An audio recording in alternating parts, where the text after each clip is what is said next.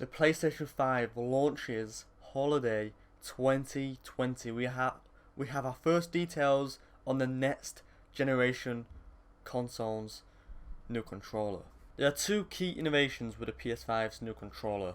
First, they're adapting haptic feedback to replace the rumble technology found in controllers since the 5th generation of consoles. With haptics, you truly feel broader range of feedback. So crashing into a wall in a race car feels much different than making a tackle on the football field. You can even get a sense of variety of textures when running through fields of grass or plodding through mud. The second innovation is something they call adaptive triggers, which have been incorporated into the trigger buttons L2 and R2. Developers can program the resistance of the triggers so that you feel the tactile sensation of drawing a bow and arrow or accelerating an off-road vehicle through rocky terrain. In combination with the haptics, this can produce a powerful experience that better simulates various actions.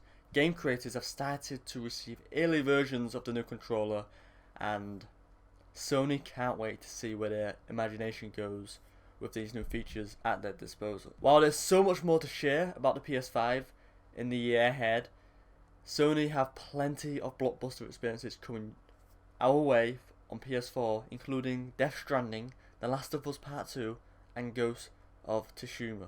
So we have a few more details on the PS5. So the official name is the PlayStation 5. Ray tracing support is hardware based. New solid state drive will help boot times, loading times, and streaming. Controller now has adaptive triggers, haptic feedback, new speakers, USB Type-C.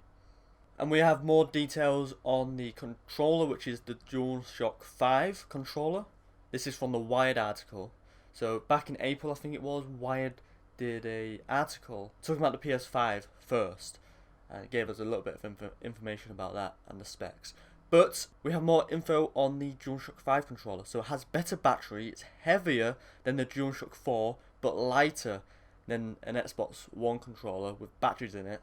Haptic feedback could have been included in the PS4 Pro, but they decided against it. Also, this that you see on screen right now, that is actually a dev kit. Wired confirmed that this is the PlayStation 5 dev kit, and real developers have access to both the dev kit and the new controller.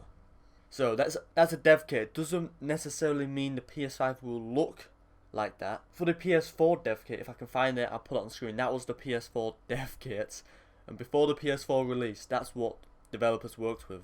It was just, I think, a box or something like that. So before I end the video, let's go through everything that's been confirmed. So it's going to release holiday 2020. It will feature a new DualShock 4 controller with haptic feedback replacing the rumble. New adaptive triggers where developers can program the resistance of the triggers. Ray tracing support is hardware based. New SSD will help boot times, loading times, and streaming. Controller has new speakers and USB Type-C, and I believe that's it. So it's coming out next year. Cannot wait. Comment down below. You're going to be getting the PlayStation 5. That's everything we know about the PS5 and the controller that's coming with the PS5, the DualShock 5, so far. But once we do get more information, which should be later this year, hopefully, we should get more information. Hit the like button, subscribe for more, and as soon as we do get more information on the PS5, I'll update you. So subscribe if you haven't already, so you do not miss anything. And I'll see you in the next one.